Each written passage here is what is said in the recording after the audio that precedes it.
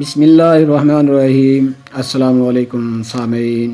کتاب T house, مصنفہ Iram Hashmi, افسانہ کبڑے dancer, صداکار مجید احمد جائی۔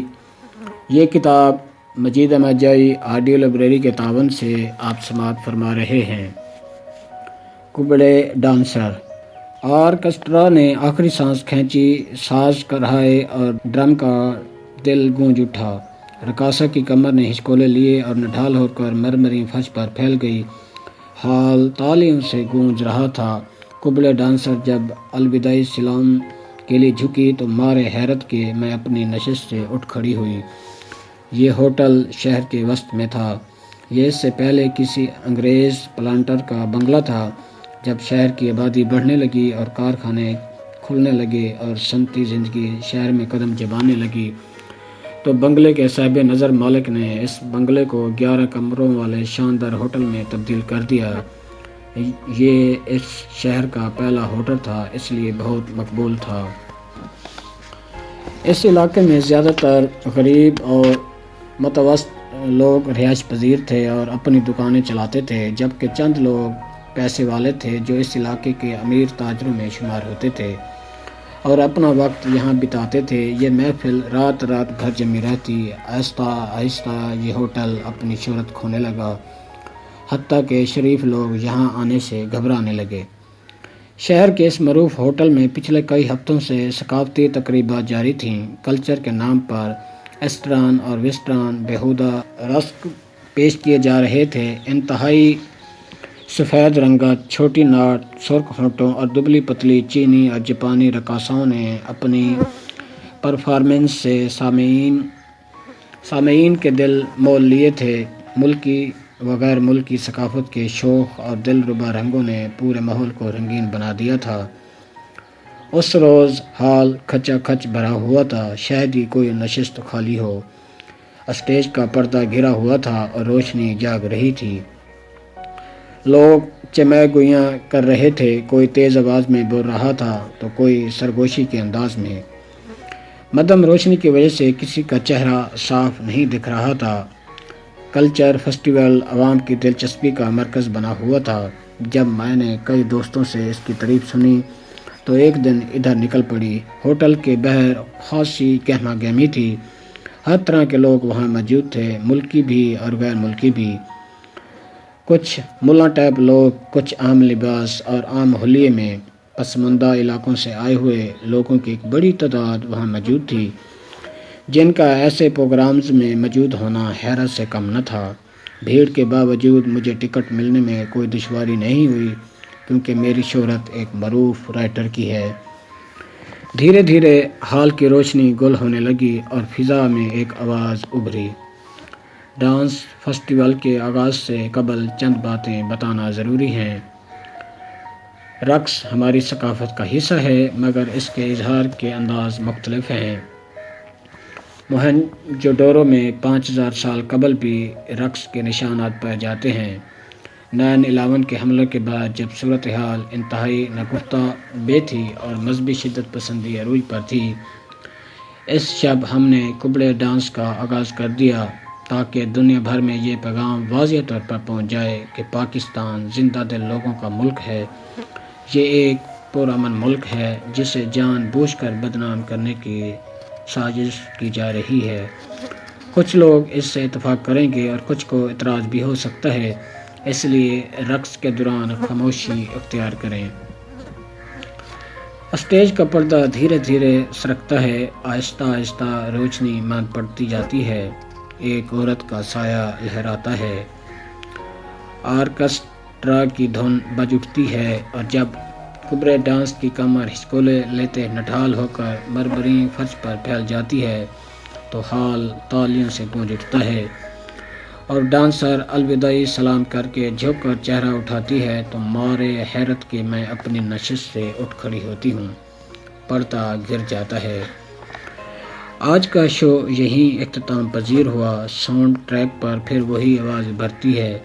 میں آوازوں سے بے خبر ڈانسر کی تلاش کو نکلتی ہوں۔ میں اسے برسوں پہلے جانتی تھی۔ ذہن میں پرانے منظر جاگ اٹھے تھے۔ وہ کوٹھے سے اتر رہی تھی اور میں چڑھ رہی تھی۔ اے ہے، یہ میں کہاں آ گئی؟ خاندان والے کیا سوچیں گے؟ میں ایک معروف لکھاری ہونے کے ساتھ ساتھ ایک معلمہ بھی ہوں، اور یہاں سے میرا اسکول نزدیک ہی تھا، اس لیے میں نے یہاں کرائے پر گھر لے کر رہنے کو ترجیح دی تھی۔ لیکن اب اپنے سامنے ایک کبڑے ڈانسر کو پا کر سٹ پاٹ آ گئی۔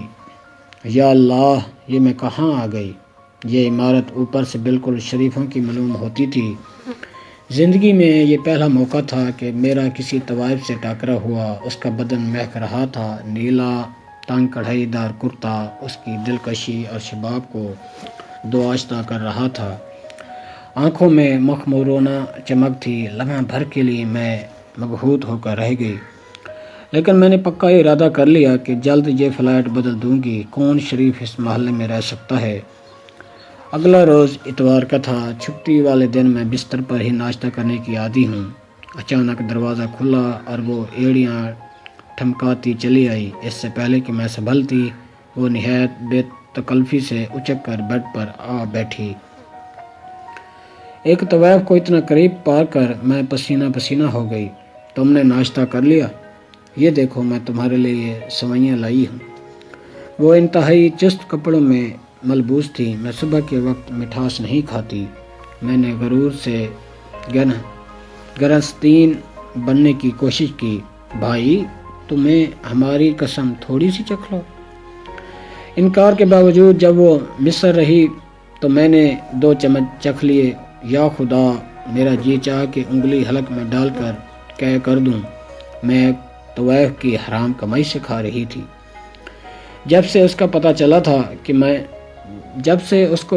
چلا تھا کہ میں ایک رائٹر ہوں، معروف جرائد میں میری تخلیقات چھپتی ہیں اور ملک بھر میں ہونے والی ادبی تقریبات میں بلائی جاتی ہوں، تو وہ بہانے سے میرے ہاں آن دمکتی۔ ایک روز میں اپندر ناتھ کے ناول کا مطالعہ کر رہی تھی کہ وہ اچانک آدم کی، دیکھو نا، یہ کتابیں پڑھ پڑھ کر تمہاری کیا شکل نکل آئی ہے۔ بھائی، آج تو میں تمہیں ضرور کلب لے کر جاؤں گی، تم میرا رقص دیکھنا۔ وہ اٹھلائی، میرے بہت کام پڑے ہیں۔ میں نے رکھائی سے انکار کر دیا۔ وہ بڑبڑاتی ہوئی چلی گئی۔ صبح ہوئی تو میں اسکول کو جانے کے لیے نکلی۔ وہ پھل والے سے کھڑی الجھ رہی تھی۔ مجھے دیکھا تو غیروں کی طرح منہ پھیر لیا۔ فخر سے میرا سر اونچا ہو گیا۔ آخر کو اسے معلوم ہو ہی گیا کہ میں شریف ہوں اور وہ بازار کی جنس۔ میرا جی چاہا کہ میں اپنی برتری اور اس کی کمتری کا اعلان کر دوں، سب کو بتاؤں کہ میں ایک مقدس ادیبہ ہوں اور یہ رنڈی کباہ۔ دیکھ لینا، حشر کے روز میں جنت میں جاؤں گی اور یہ دوزخ کا ایندھن بنے گی۔ ایک روز مارے تجسس کے میں اس کے گھر چلی گئی کہ دیکھوں تو صحیح اندر سے ان لوگوں کے گھر کیسے ہوتے ہیں۔ شو کیس کی طرح سجا ہوا ڈرائنگ روم روشنیوں سے جھلملا رہا تھا۔ یہ قد آدم الماریاں جن میں ہزارہا کتابیں بڑے سلیقے سے رکھی تھیں۔ ایک کبڑے ڈانسر کے گھر اس قدر کتابیں! ایک دم گھڑوں احساس کمتری مجھ پر ٹوٹ پڑا۔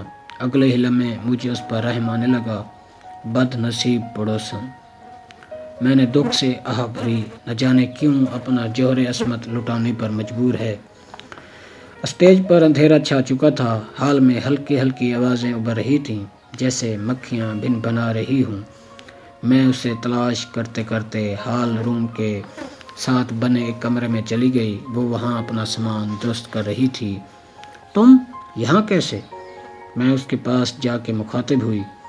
مجھے اپنے قریب پا کر وہ ایک لمحے کے لیے ٹھٹکی، پھر اس نے لمبی سانس لی۔ تم نے وہاں ایک ماہ بھی نہیں گزارا تھا؟ اس نے مجھے یاد کرانے کی کوشش کی۔ تم جانتی ہو، مجھے دانشوروں سے ملنے کا بہت شوق تھا۔ تمہارے چلے جانے کے بعد اسی شوق کی خاطر میں نے ایک لائبریری میں 2 سال ملازمت بھی کی، لیکن وہاں 2 سالوں میں کسی دانشور سے ملاقات نہ ہوئی، اور جب سے اس گھٹیا ہوٹل میں ملازمت کی ہے، شہر کے ہر بڑے دانشور سے مل چکی ہوں۔ یہ افسانہ مجید احمد جائی آڈیو لائبریری کے تعاون سے آپ سماعت فرما رہے تھے۔ آواز تھی مجید احمد جئی کی۔ اللہ حافظ۔